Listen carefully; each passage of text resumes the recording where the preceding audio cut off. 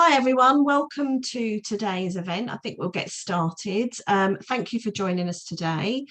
In a moment, I am going to hand over to Farah Storr, our Social Mobility Commissioner. But in the meantime, I'm just going to give you a bit of information about what's going to happen in terms of the event today. So if we could ask you that you remain on mute. If you have a question for any of our panelists or any of our presenters, then please use the Q&A function to ask the question. This webinar will be recorded, so please be aware of that. And the slides have been shared with you ahead of it, but we will also share them afterwards as well, and a recording of the thing. So thank you, and thank you for joining us. I'm just going to hand over to Farah Storr, Social Mobility Commissioner and Editor-in-Chief at Elle UK. Thank you, Farah. Thanks so much, Paula. And first of all, thank you so much for all of you for joining us on a Monday at lunchtime. Really grateful for that. And there's a huge number of you who are joining us. It's going to be a really jam-packed hour, but I will make sure that I get you away dead on 2 o'clock. I was just saying earlier, there's sort of a real desperate need for this at the moment. And I know I'm talking to the converted here, but I just want to say a huge thank you to all of those who have contributed to this toolkit. We've worked with membership organisations, charities, and individuals who've put a huge amount of time and effort into this. I think all of you will know that the creative industries are incredibly fragmented and we all have very different challenges. And sometimes that can be, unfortunately, a bit of a blocker to change. But hopefully my sort of big plea from today is that you all try and stay in touch and actually you share ideas, what's worked, what's not worked, because I think that's going to be the major way of driving change in our industry. What we're going to do today is we are going to start with Heather Carey from PEC, who is going to talk through the state of the creative industries and looking at the data and why that is exactly. Then there's going to be a panel discussion chaired by myself. I'll be joined by Jamie Gill from Roxander. I'll also be joined by Emily Jones from Sage Gateshead and Della Hill from Literature Wales, although she has a new job and she starts today and she will tell us about that in a bit more detail later. And then I'm going to have sort of 10 or 15 minutes at the end for Q&A. I will try and make sure that we answer as many questions as possible. If we don't get round to everything, as long as you don't ask an anonymous question, I've been told that we can reply separately to every single question that comes up today. So please do make sure that you answer as many questions as you can. They'll be put to all of the panelists and to Heather and myself. So if you just use that Q&A function, and we'll get onto that at 1:45. So without further ado, I'm going to hand you over to Heather, who is going to talk us through her research. And before I do, this is very important I mention this. You can read this at your own leisure, but we have, of course, got endorsement on this toolkit from our new Culture Secretary. So I think that's a real vote of confidence right there. Heather, over to you. Thanks so much, Farah. So good afternoon, everyone. As Farah said, my name's Heather Carey. I'm Director of Work Advance, and I'm a co-investigator with the Creative Industries Policy and Evidence Centre, where I lead research looking at skills, talent and diversity in the creative industries. So I'm really pleased to join you this afternoon. I see my role today as providing really important industry context for the panel discussion and offering really a platform, or indeed a burning platform, for us all to think about how we can take action to enhance social mobility into the creative economy. Now, I don't have long, but I do want to try and quickly address 3 questions that I get asked quite a lot, drawing on new research that the PEC published last month. So I'm going to look at the scale of class imbalances in the creative sector. I'm going to share our view on why we think they exist, because it's really important in understanding what we do next. And I really think that that will serve to illustrate the role that employers, like I know many of you dialed in today can play in addressing the industry's class problem. So starting with that first question, just how bad is the class crisis? So over half of the creative industry's workforce come from privileged backgrounds. And that is, there are individuals that grew up in households where one or more of their parents worked in a managerial or professional role. And that's substantially higher than is average across all industries, which is 38%. And what that means is if you grew up in a privileged household, you're more than twice as likely to land a job in the creative sector than those that grew up in working class households. And that's households where the main earner worked in a routine or a semi-routine occupation, or was unemployed or never worked. So sometimes percentages can be hard to wrap our head around. So thinking about the scale of the challenge, what that means is that if the creative industries were as socio-economically diverse as the rest of the economy, in 2020 there would be over 250,000 more working class people employed in the sector, more than 250,000 more working class voices than there actually are today. And to put that in perspective, that is equivalent to the total number of people working in the creative industries in Scotland, Wales and Northern Ireland combined, and is only slightly less than the growth in jobs in the creative industries in total across the UK that we saw in the 5 years leading up to the pandemic. So to further hammer this point home, our research suggests that class-based exclusion is more pronounced in the creative industries than in any other kind of sector category of the economy, as a way economists and statisticians like I describe it. And that includes sectors like finance and information technology and science and research. And as this chart here on the screen shows, creative roles are amongst the most elite in the economy. So you can see that creative occupations like architects or journalists or editors or musicians or producers or directors are more dominated by those from privileged backgrounds than doctors or judges or management consultants or stockbrokers. Now, I know many of you will know intuitively this is true. You would have seen it in your day-to-day. And indeed, we've seen a sharpening in focus on socioeconomic diversity over the past few years. But despite that growing awareness and action by businesses and industry stakeholders and government, the hard truth is we're not really making headway on this issue. So the relative likelihood, which is what this chart portrays, the relative likelihood of someone from a working class background finding work in a creative role has remained largely unchanged since 2014. And that's not to say before that point it was improving. That's actually the first point at which we could really measure socioeconomic diversity at an industry level in a robust way. More worrying still, there are also early warning signs that the COVID pandemic could have made a bad situation even worse.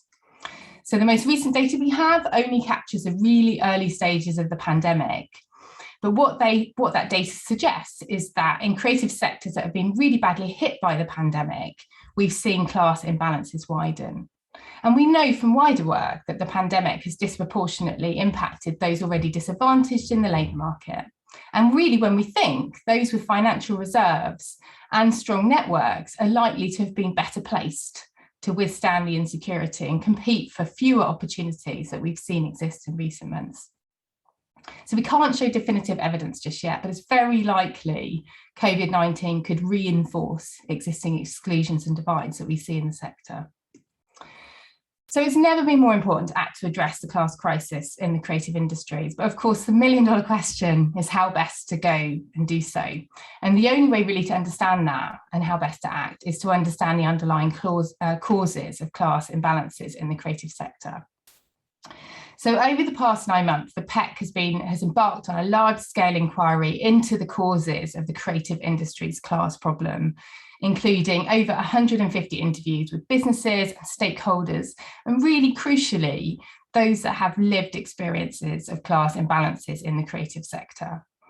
And what our work suggests is that class-based disadvantage occurs right through someone's life. It starts really, really rooted early in life. But equally, disadvantage continues in education. It inhibits transition to work, and it continues to undermine your ability to progress and advance once in employment in the creative sector. And I can't cover all of the 12 points on this graphic here today.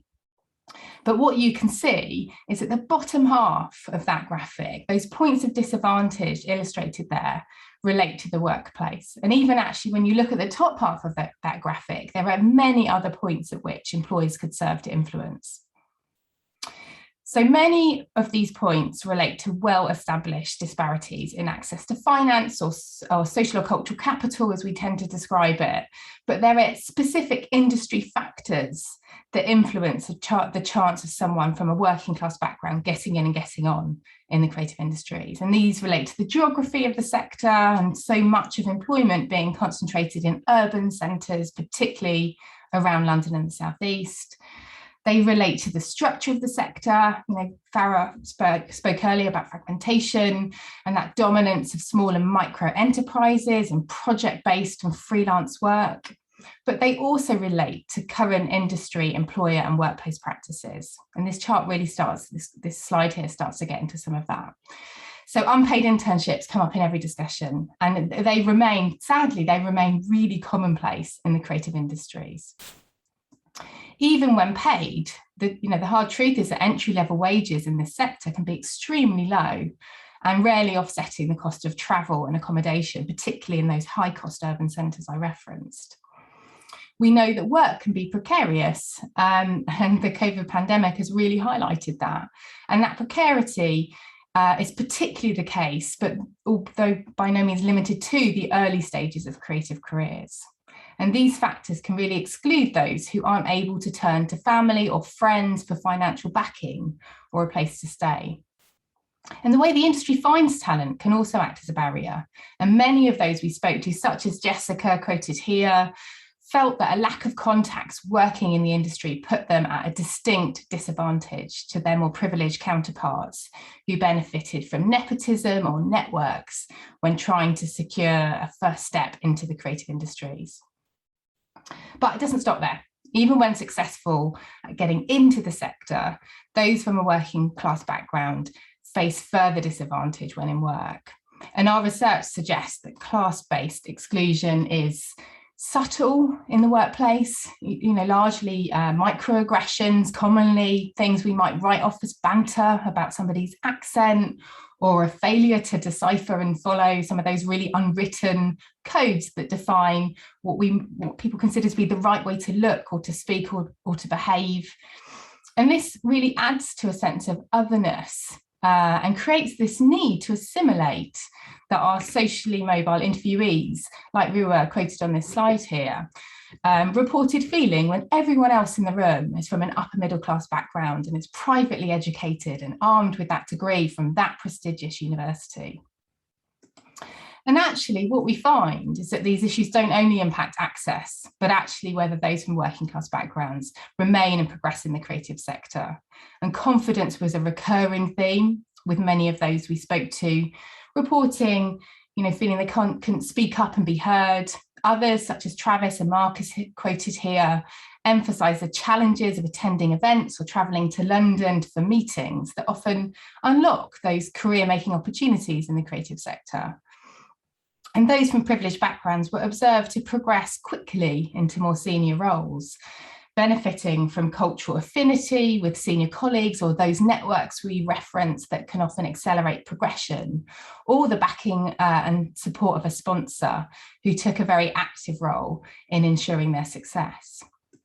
So finally, with all this in mind, when we reflect on the question of what role employers can play in tackling the industry's class problem, it's really clear that employers can and must play a really big role.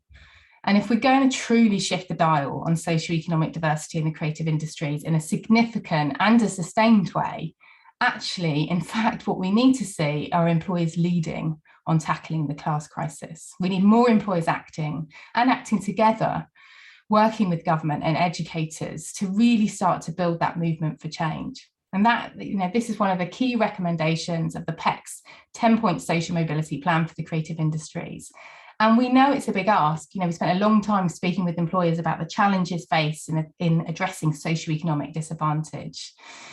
And our research suggests that despite good intent, many creative businesses have been unsure of how to act, which is why with the publication of the Social Mobility Commission's Socioeconomic Diversity and Inclusion Toolkit, which has been tailored for and shaped by the creative sector, we now have practical how-to guide so that employers can really start to drive this change. And as we emerge from a pandemic, we can start to build a more socio-economically inclusive creative economy in the future. So I really hope that provides a burning platform for the discussion today. And I'll hand back to Farah for to kick off the panel discussion. That's great. Thank you so much, Heather. And there's an enormous amount there to pick up on, which we'll pick up on in our panel discussion now. Just a quick reminder to all of you, you can ask, and actually I should say you should put your questions in now. The sooner you put them in, the sooner they'll be at the top of the board for when I ask them later on. So please post your questions at any point. I'm just going to very quickly introduce our panelists for today. And I'm going to start with Della. So Della Hill is the current diversity and inclusion lead. I hope I have this right, at Chawari Teg. And she's the former creative lead at Literature Wales in Cardiff. It's actually Della's very first day today, so a huge thank you to her. Della was a recipient of the Western Jerwood Creatives Bursary Programme in 2018, where as part of that, she was able to work as a development and communications officer at Literature Wales. After the programme ended, Della was given a management position at Literature Wales until she eventually became the creative lead. Della is currently helping advise the 8 CEOs of the Welsh National Arts Company on how to deliver a scheme that recruits underrepresented individuals for senior level positions in the arts. So Della, welcome. Next, we have Jamie Gill. So Derbyshire-born Jamie Gill is the CEO of Roxander, one of the UK's most exciting and luxurious British fashion brands. Jamie's route into fashion, however, has not been simple. Growing up in a working class British Asian household, he had no obvious connections to the world of luxury or indeed fashion. Having trained and worked as an architect, Jamie then went on to work in the finance sector before setting up his own Indian bridal label. He's been the CEO of Roxander since 2018 and currently sits on the board of the British Fashion Council, where he helps advise on representation within the fashion industry. Jamie, welcome. And finally, we have Emily Jones. Emily is a senior producer at Sage Gateshead, one of the country's largest art and music venues in the country. Prior to this, Emily spent 6 years as head of programming at the Cheltenham Jazz Festival and was the first ever female chair of Jazz Promotion Network. Emily was also the former chair of Soul's City Arts, a Birmingham-based organisation promoting diversity in the arts. So welcome to all of you. Thanks for joining us today. Now that was a little bit on your biographies, but I know you're going to explain at length just sort of how you broke into this heavily networked industry that Heather spoke about. Jamie, I'm just going to start with you if I can. Born and bred in Derbyshire, went to a comp, good comp, but went to a comp. No obvious connections in the fashion industry or luxury industry at all. So tell us, how did you make the break? Thanks, Farah. To be honest, I'm not going to say it was either, really. Like it was a tough place to kind of grow up, really. I think, and for me, that drive for a better life, that I can kind of relate here, coming from a working class background, for something more that I enjoy. Really wanted to, wake up every day and be part of something that touched my heart and that was interesting, and I could. A better quality of life for myself and for my family for, really, and always knew that London could be that gateway, really, grew up zero connections. Father ran a takeaway business in the Midlands. My mother worked part-time for Derbyshire, and then I went on to study architecture, which is a highly upper middle class profession, as we saw on the stats there, really, and was the kid from the state school who didn't have access to money to build those £500 models that students at that time. But I think, for me, my journey and after that and into mergers and acquisitions and M&A and consulting, and then into my startup and on into venture capital, and then into investing into Roxander, and then and now on the board of the British Fashion Council. I think there was just this constant drive that led that way, and me researching. I think that connection piece for me was media, it was Instagram, it was trying to get and learn as much as I could as an outsider throughout that whole of who are the movers and shakers of this industry, how do I get from A to B to C to D, and what is the plan? You know, I knew I always wanted to do this. I always knew quite early on that I wanted to be a leader in a creative field, and my first kind of gateway into it, and graduating in the thick of the recession, it was really tough career in there, which was part of one of the reasons for moving on to change. But it was a long plan, you know, to be completely honest. I knew there was steps to bolt on to my skill set, really, that could, in my eyes, enable to, you know, separate from anybody else, and particularly then from somebody who had that very independent education and head start with connections and family and so forth. I'm going to be take an unusual path and bring on all of those unusual skill sets that does make me quite unique in the industry. And I think, you know, as we all would agree on this as well, I think there's that big hunger piece that is a driver, that is a big advantage that I think from somebody who's been kind of great position to start with won't have. Emily, you're nodding here. Just a few tiny network problems with Jamie, but we could hear most of it, Jamie. Thank you. Emily, you're nodding vigorously.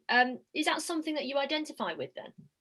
I think so. As you were talking, I was thinking about routes into the music industry, and that sort of learning process that people have to do in music as well, of trying to, as you say, work out how you get from A to B to C.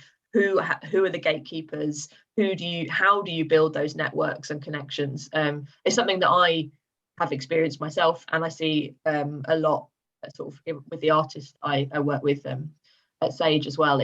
It's a really, it's sometimes you're standing on the edge of a forest and you can't work out how to make your way through it. And because it's so competitive, I think there's also there are people out there looking to take advantage of you because of that sometimes, particularly in more sort of directly creative roles. You know, there are so many people wanting to make their way into that forest that sometimes people will try and lure you off in the wrong direction with promises of things that can't be delivered. I think that's right. And I think that's one of the things, isn't it? You describe it as a forest, and not only is there a scarcity of opportunities, which makes it highly competitive, but if you're looking at this intricate network, and as Jamie said, you're trying to work out who are the players, or Heather mentioned, how should I speak? How do I behave? Some people can give up. It's hard enough. And so you see that and you go, do you know what? This isn't for me. Della, how you broke into the industry was quite different though, because you came through a bursary route. And I'm interested, first of all, how did you know to apply? And secondly, do you think that has made it, well, if you tell us about the route, but has it made it easier? You know, did you do the scrapping around that Jamie, for example, had to do? Definitely. The Western Jura Creative Bursaries opportunity via Literature Wales that I had completely changed my life. If we're talking about, you know, the creative sector as a forest, I suppose I was kind of one step back, not even knowing where the forest was. I had no idea. Obviously, I've read books, watched TV, listened to media, but I didn't quite understand how that happened. I didn't even know what a gatekeeper was. Weird words to me at that time, and this was like 2017, like freelance or board of directors, which is definitely embarrassing to admit now at this point of my career. But I was doing my master's. And to be honest, I only took that step after my degree, which I was so fortunate to do anyway, because it was the first or second year of the funding. And I was kind of thinking, oh my word, I'm going to have to take this opportunity now. I kind of excelled at uni. I basically like to run via English literature essays. So the next steps after that in terms of my life were unclear. The people that I'd seen growing up, kind of supermarket workers, solicitors if they were a bit posh, but just the general, you know, traditional roles. And I knew that I didn't want to do that. I wanted to do something different, but I didn't know what. So one of my best friends sent me the Literature Wales job advertisement, and it was for the Development and Communications Officer. I'd heard of communications through my degree, no idea what development was, so I thought I'd give it a go. I interviewed, I mentioned like Stormzy, who I'm the biggest fan of, chucked out some really weird references to my poor old line manager, who was kind of sat there like, what on earth is this girl doing? But I had the role and they gave me the role. But I suppose, speciality about the Jerwood programme is that they really focus on that potential. I had limited experience. All of my roles really were waitressing, working in international schools when I lived at home with my mum for money. So I didn't have that much to show, I suppose. But they gave me a chance and completely excelled my career. I was offered support throughout. They were fantastic. And they really introduced me into the world of creativity. And it was even more special because it was in Wales. So it was a slightly different viewpoint to the rest of the UK. And from there, I could kind of soar in my career. But as both Jamie and Emily said, you've got to have a drive, which is the hard bit. But you can't do it on your own. I'm only where I am today with the effort that people have put in to do with socioeconomic diversity, kind of 10 years plus. So I do say sometimes my career is luck, but it changed my life. But Della, one of the things that you mentioned and is part of the toolkit is this idea of getting in is just the start. It's getting on once you're through the glass doors, really. You touched upon someone spotted, your potential was spotted, and actually as a consequence of that you had the support, presumably. I don't know if you had mentors there, but how did it work for you? I think the worst thing is, I think it's just because I can't be quiet in meetings, to be honest. And I'm I call it professionally gobby sometimes. But I started at Literature Wales. My responsibilities were to help them with monitoring and evaluation. And 3 years down the line, I led their representation and equality priority and their biggest project, which they dedicated to increasing representation within the literature sector. I think it really was the key support. And without sounding cringe, I had a voice at Literature Wales, and I know that that's something that Heather mentioned in her slides, from the SLT, so my old fantastic CEO, to my line manager, who was a deputy CEO at the time, and colleagues across the organisation. I was able to ask those silly questions without kind of getting eye rolls, or I felt comfortable to put new ideas across the table that maybe were really unfamiliar, or highlight things. If a workshop times were a bit awkward for the intended audience, I think that I offered my lived experience and things that were pretty obvious to me, and they listened, really. The other kind of couple of things that were fantastic about Literature Wales is the fact that they took risks and they gave trust. I think that that's the bottom line. I was given so much freedom to test and trial ideas with the support of my colleagues. So I think a merge of everything, with the mentorship, with fantastic female in particular role models that I had, I was then able to piece the roadmap, which I never had. And those questions that before, when I was doing my master's, I had no idea how to answer, they provided that for me. So Jamie, just very quickly on the back of what Della's saying, she obviously had a great experience, was completely looked after. Her background didn't appear to make much difference to how she excelled. Something like fashion, and actually architecture as well, arguably, where sometimes the identity of being someone from a working class background, there are a lot of people, publishing is the same, there's been a lot of people who do their best to cover over. Accents change, you understand what a blow dry is, it's about fitting in. As a senior leader in an industry which I have to say has got so much better, what sort of role do you have? I mean, for example, do you talk as often as you can about your experiences coming from a working class background? I mean, you don't sound so northern to me, but I get the sense it's very important that you came from Derbyshire, and do you speak very openly about that? Yeah, no, completely, Farah. And I think, that's the piece on all of this that I still feel it is a massive marketing branding piece on social mobility that we definitely need to do, and particularly in the fashion industry as well. I think embracing diversity and inclusion well. There's a long journey ahead, but social mobility, I think, is the overarching piece we really need more kind of awareness on. And even hearing some of the data now that Heather started with, we all knew this intuitively, but didn't really appreciate how stark that data is. And completely, I'd like to believe I'm as authentic as possible with my journey and what I've learned in being able to go through this unusual kind of convoluted journey that gives you so much in experience and bringing that outsider's perspective, but all much rooted really from the cards I was dealt with in life, really, that I thought, okay, very early on, I want to change. I want to change.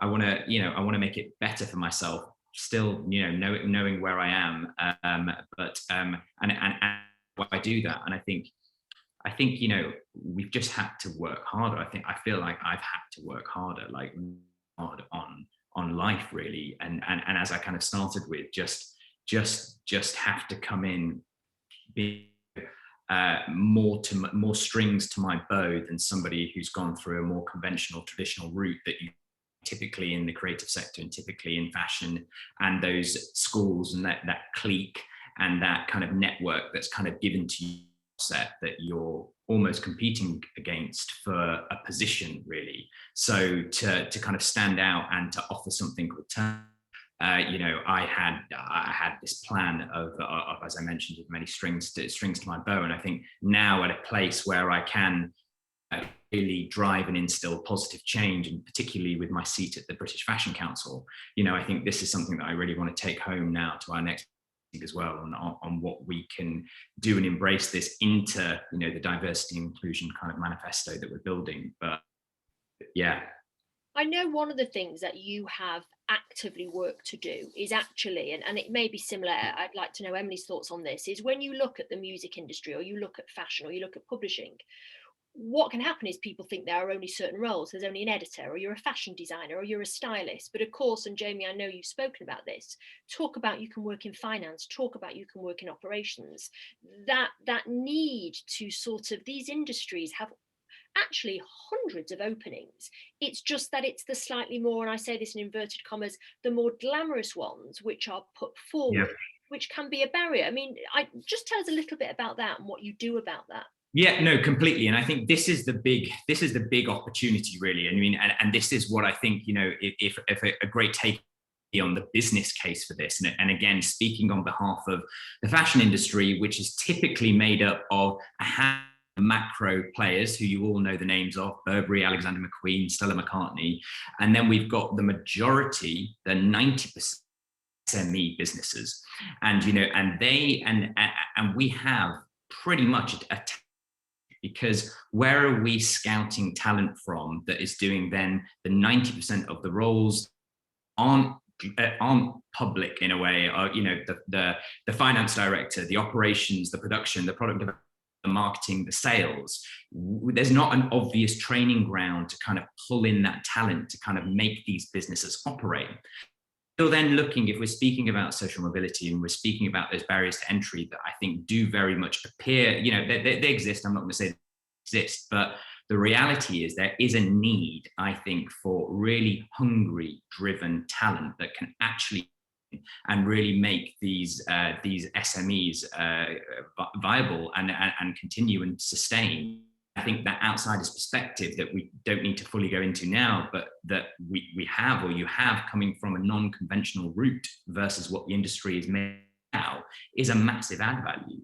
And I think, and that's something that I'm very personally passionate about. That is myself, I'm taking that route and really think we're missing that massively, and really want to work hard on this now. Emily, just coming to you quickly, because you have, I really want to understand how you did this. One of the things that happened at Sage, correct me if I'm wrong, is you identified actually that you had I don't know if you would call it a problem, but you had a shortage of those from lower socioeconomic backgrounds coming through your, as Jamie said, this talent pipeline. Can you explain what you did to try and address that and the outcome? Yeah, so I mean, I guess the starting point is where that data came from, which was actually from using the questions provided in the Western Jerwood Socio-economic toolkit, which came out a couple of years ago, and sort of applying those to one of the artist development programs that we run. And that highlighted that I think it was 8% of the participants were from lower socioeconomic backgrounds, which was shockingly low, really. So the following year, essentially, I devised a set of indicators through drawing on some of the questions from that toolkit, some best practice from other organisations, and having a lengthy conversation with someone from the Bridge group, actually, about various sort of socioeconomic and economic indicators we could use. And when we did the call out for the programme the next year, we included that list of indicators, essentially saying we would love to hear from you if you have experienced any of these things. And that ranged from having been on the housing register or in social or council housing, experienced homelessness, through to being the first person in your family to attend university, and then also some other intersectional factors like ethnicity and disability as well. And at the point of application, we asked people, do you identify with any of these? And we were able to use that information to inform our selection process to make sure it was representative. So essentially it became a weighting that we used in the scoring. But even just through that list of indicators and a few other changes to the open call process, I think something like 75% of our applications the following year were people who identified with one or more of those indicators, which was huge, much bigger than I'd expected. And there's a range of other things we did around sort of checking all the wording with the plain English guide, things like increasing the financial support that was on offer, working with some critical friends. So we consulted with some specialist organisations like Arts Emergency, and also artists who identified as being from lower socioeconomic backgrounds, and got them to check everything and give some feedback before we launched it all. And that's become now quite a sort of a framework that we use quite regularly, essentially through all of our open call processes for artists. And actually, one of the things that we did was we removed the word talent from it. Interesting, yeah. A colleague of mine has sort of flagged that as a concern. We talk about potential, or we find other ways to sort of describe what we're looking for, because it can be seen as something you either have or don't, and if you feel that you don't, then you won't apply. That's right. So it's another barrier, I guess. So it's yeah. Very quickly, we have 5 minutes left, and I do want to get to all of you, but Emily, I asked you because it probably is probably most pertinent to you is the freelance community. We know the creative industries have a huge reliance on the freelance community, and in our creative toolkit we talk about how you can support them, but I want to talk about the Northeast, because obviously that's where you're based. Last 18 months has been a complete decimation of the arts. Freelance community has been laid off, lots of them not coming back into the sector. Can you just talk to us a little bit about the landscape and what that's meant for you and how you've supported freelancers? Yeah, I mean, challenging is definitely an understatement, I think, for the last 18 months. I think when obviously everyone was sort of thrown into chaos last March, at the point where everything suddenly stopped, one of the things that came through as quite a clear priority from the leadership in the organisation was that we wanted to, where possible, pay the freelancers and artists that we had committed to employing in the coming weeks. We still wanted to pay them, even though the work wasn't going to happen, and that really set the tone for the next sort of 18 months within the organisation. In terms of, from my perspective, we continued to deliver a lot of the artist development work online, so we could continue to offer the financial support that comes along with it. Because unsurprisingly, we saw in the programs we ran in the summer of 2020, huge increase in requests for sort of bursary support and that kind of thing. Unsurprisingly, there was also it's been a really great Facebook group that's sprung up called I think it's called Tyne and Weir Cultural Freelancers, and it's become vast, and it's been really fantastic to see that sort of support network exist among the individuals, but also actually it's sort of become a place where people can flag things like, this is not appropriate behaviour by an organisation, or kind of, I've had this really challenging experience, can others support me? And so it's been really great to see that community come together through what's been a really difficult time. And now what we're finding is that I think everyone and many other sectors are finding that as sort of our business is reopening, we suddenly need all those all those people back, and some of them have left the industry. There are definitely ongoing challenges in that way, but we've been trying to prioritize continuing to support those people throughout, and actually the organization has kind of had a slight shift in direction in that time, that artists are much more at the heart of what we're doing now, and for example, we're including freelancers in our staff training plans going forward. All these things to try and place that more at the core of what's happening, because it's just too depressing to even start going into. And I think though, one of the things I would say, and I hope is a good thing that has happened as a consequence, is two things actually. One is we understand just how vital the freelance community is to us, and again, it's in the toolkit. But thinking about progression of freelancers, that they are a huge part of your workforce. How do you build their career?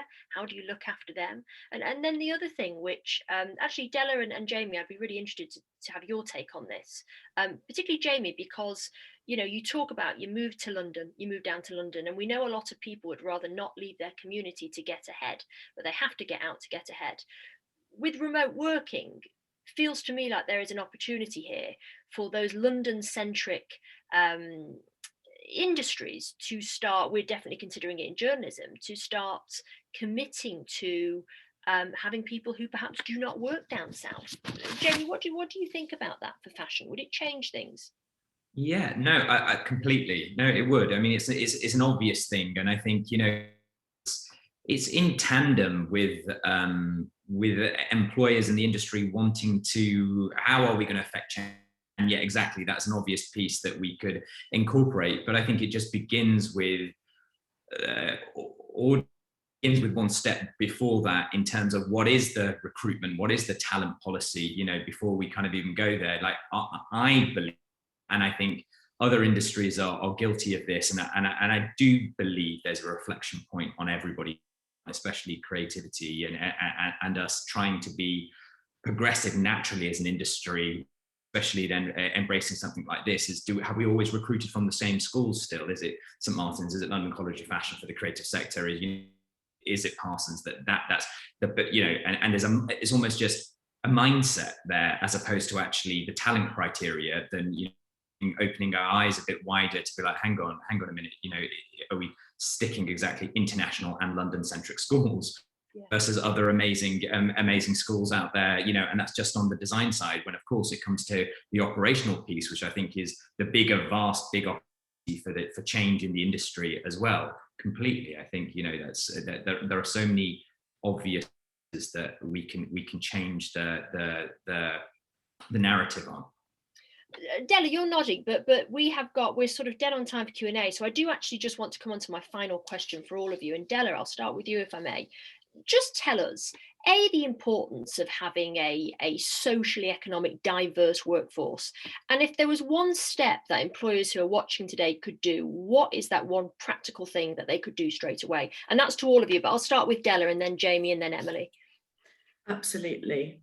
In terms of that one step, I think that it would be the recruitment, really. I think it comes down to that in terms of where you advertise, in terms of how you're trying to attract people. It's a kind of two-way street. People are applying to you, but you need to appeal to them. For example, the new organisation, Quaritech, which I started at today, their recruitment was fantastic that I went through. I was guaranteed an interview as a person of colour, and the application form was extremely simple. They didn't ask me to try and navigate and create a very posh CV. I was able to tell them about me and my experience. And the reason why it's important in terms of socio-economic inclusion is you've got to let people in. We're evolving, we're changing, times are moving, people are starting to speak up, and people have always spoken up. But now with online technology, social media, people have a voice, and we need to listen to that. It It'll influence your strategy, it will widen your audience, and it will make you more authentic as an organisation and business. And you will see the benefits years down the line. So my best piece of advice would be start yesterday.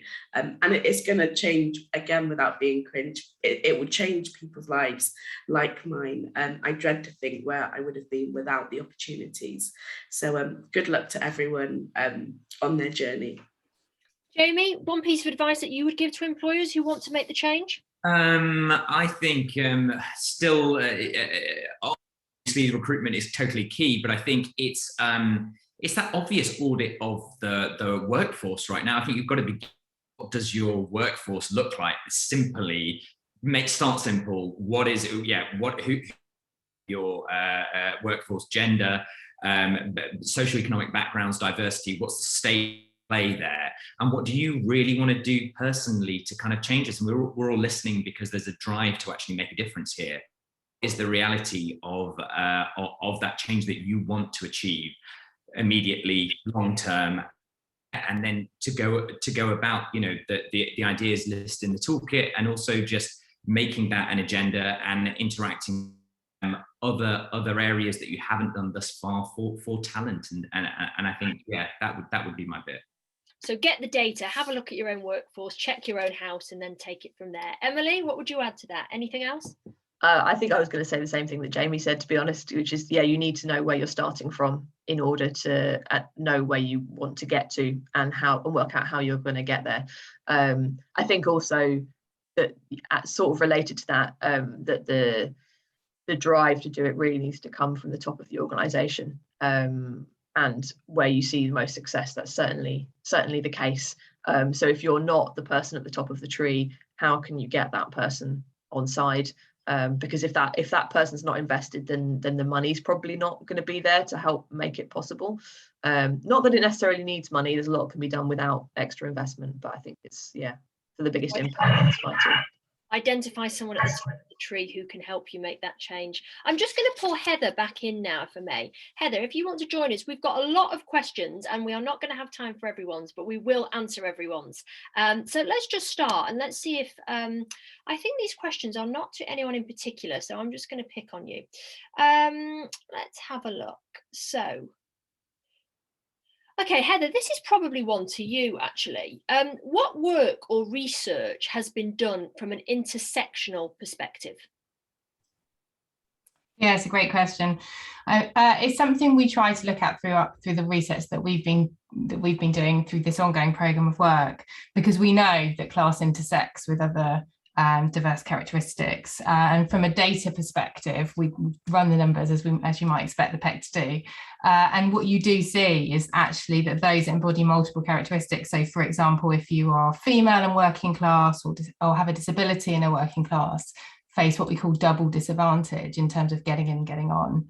We also try to look at this through our consultations, through our interviews, and I think what was really clear is how some of those factors that we touched on, such as a lack of visible role models or kind of access to networks, or that sense of otherness in the workplace, are kind of heightened, obviously, when you kind of tick multiple boxes. So I think it's a really good question, but the short answer is not enough research has been done. And I think actually the key to all of this is an intersectional, more holistic approach, so we can start to understand the barriers that individuals face and build more, holistically inclusive workplaces. So great question. We need to do more. We started to kind of highlight why it's important, but we need to go much further on that, I think. So I have a question here, which is to all of you. Heather, I won't come to you on this one, but I'll come to our panelists. So somebody's asked, what's the role of positive discrimination into addressing this crisis? Bursaries specifically for people from a working class background, for example, as mentioned by Della. Just curious to know what the speakers think about this. Della, I'll just start with you, because you did mention this. You got an automatic interview also as a woman of colour as well. Yes, definitely. I mean, in terms of the Western Jura Creative Bursaries, it was phenomenal. They paid 75% of my salary, so it wasn't kind of grant money to me straight up. And they also provided me with a professional development opportunity, or program, I think that it's vital. And I think that if you do it in an authentic way and you can guarantee interviews or select or call out for specific people, you're already kind of 4 or 5 steps ahead. Of course, your strategy, whether it's recruitment, participation, development for your audiences, has to be balanced, but it really does work. At Literature Wales as well, we started to dedicate our writer development initiatives, say, for example, representing Wales, developing writers of colour, a scheme solely for writers of colour, just to make sure that we are talent scouting, potential scouting. So or my experience has been fantastic. So I would always say it's immensely important. But of course, it depends on what business organisation that you are and what resources that you have. Emily, anything that you would add to that about positive discrimination? I mean, I would always lean towards positive action rather than positive discrimination, being two slightly different things, because one takes into account what's actually, what you're actually looking for, and is about encouraging a more diverse pool for you to choose from, rather than just selecting someone based on a specific criteria or sort of identity. So yeah, but I do think positive action is essential in this circumstance. I know there are some people I've spoken to who feel like positive action is about rushing things and that maybe things will improve over time, but as Heather has shown, they don't really. So I think it's vital that we start putting those steps in place. So would you say, Emily, on that, sorry, there's some terrible feedback, sort of the quality of opportunity is the really important thing here to consider? Yeah, absolutely. And essentially, the steps that we've been taking at Sage Gateshead, for example, are about levelling the playing field, not about giving someone an unjustified leg up. So it for example, those indicators that I talked about, we're using that to weight scoring, not to kind of boost it so far that it becomes completely unrealistic. It's to try and create a more level playing field, because those are challenging circumstances that an individual has experienced and will affect the application they've put in. That's what it's about, really. Jamie, what's your stance on this? I think it can be. I mean, I'm completely pro, for discrimination, to be totally honest, especially around bursaries for candidates from working class, because I think and I know people would have a different view or feel that that's unjust, but the reality is that we be helping such a small fraction of people, and it's not about actually giving that to somebody who is of the role either, or incapable of making those funds go to good use. There's still an assessment, there's still something, there's a case put forward to be able to be one of the few who will ever kind of get to something like this that's set up. But I think it has to start somewhere, and I believe, I think with Della being an amazing example, and so many other people that I know as well, that little bit of help in the grand scheme of what we're dealing with can really go so far and create an ambassador and advocate for change, as we've got here on the panel. So yeah, I'm so pro it, and yeah. Heather, I'm gonna put this one to you, but also some of the panelists as well in the remaining 5 minutes. So somebody has said, in our work now in the film industry, I presume they work, I'm most interested in the interplay between employers helping welcome people from working class cultures to their organizations versus actually changing the dominant culture in these organizations from being middle class. So presumably welcoming people in from working class background, dominant culture is upper middle class. What are the panel's thoughts on that? Heather, do you have anything to sort of add about that? Because it is a really interesting point. Yeah, I'm funny. It's great that it's looking at film and TV, because we did a deep dive on that part of the economy earlier this year. And what became really clear actually is we did a mapping of the way in which we're intervening with some of those issues across the life course. And what you actually see is so much focus currently is on that moment of transition into the workplace. And that's really important. Clearly, we need to, have greater representation. But what I think the data shows in terms of the share of people progressing into those senior or key creative roles but also the stories we heard about the experience of those from working class background when they're in work in a creative environment really shows we need much more focus actually on building truly authentically inclusive cultures. And that can't just be about looking at bringing diverse talent in. It must be fundamental structural change, both within individual organisations but also at an industry level. I'm just going to ask one more question. Any of you can take this one. Someone said, if you're working with within a corporate environment, what is the best way to go about trying to get a diverse workforce within the workplace, particularly in a workplace where there are numerous hierarchical steps and HR people before you can reach the people who effectively make the decisions at board level? Actually, Emily, I'm going to put that one to you because it touches upon what you said, sort of going to the top and getting buy-in.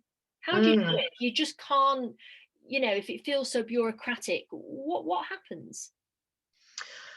That's a very good question. I mean, from certainly from the perspective of what's been happening at Sage Gateshead, I think there's been a kind of, in the last couple of years, a real move towards improving all of those HR processes and looking at what could be done at the point of roles being advertised and how we're going about the recruitment process, and doing that in tandem with things like apprenticeship schemes. We had someone on a Western Joan creative bursary at Sage Gateshead a few years ago, and actually I think we had a new work experience program that had just been developed and was due to launch in April 2020 and has been paused, unsurprisingly. But sort of a variety of different approaches, I guess, which actually a lot of which are being driven by the HR team, which is actually very useful because they're bringing a slightly different set of experience and expertise to that as well, having come from other industries and other sectors, relating to what you're mentioning earlier about sort of recruiting people into creative companies.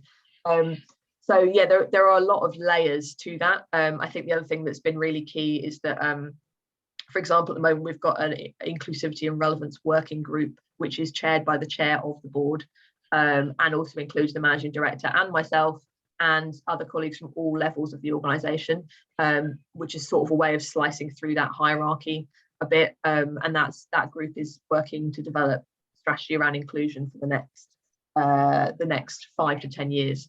So there are some quite kind of simple things that can be set up that can kind of try and cut through some of those layers, I guess. But the real sort of nitty gritty it comes back to is those actual tangible actions around recruitment processes and kind of, you know, ways of addressing things, I suppose.